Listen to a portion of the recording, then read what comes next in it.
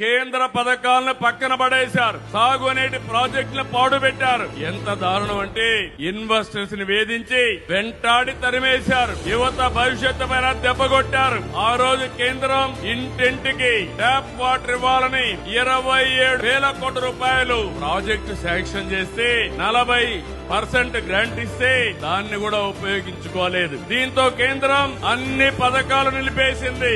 అలాంటి చీకటి పాలన నుంచి మీ అందరినీ చూశాం. 3 పార్టీలో పోరాడాం, విడివిడిగా పోరాడాం. ఆ రోజు పోరాడితే మన వాళ్ళందరి పైన ఎక్కడికక్కడ కేసులు పెట్టారు. కొంతమందిని అందరినీ జైల్లో పెట్టారు. ఈ మీటింగ్ లో నేను చూస్తున్నాను, ఎంతో మంది బాధితులున్నారు. అరాచకాలు జరిగాయి. ఆ చీకటి పాలనను తీల్చుకుని ఈ రోజు మనందరం కూడా ప్రజా పాలన వచ్చింది. ఆ రోజు నన్నే కాదు, కడాన మీరు చూస్తే ఇంత అనుభవం ఉండే నన్ను ఒక్క నోటీస్ ఇవ్వకుండా జైల్లో 53 రోజులు పెట్టారు. అదే మరి పవన్ కళ్యాణ్ గారిని అడుగడుగునా హెరాస్ చేశారు. అవునా కాదా గుర్తు తెచ్చుకోమని మరొకసారి విజ్ఞప్తి చేస్తున్నా.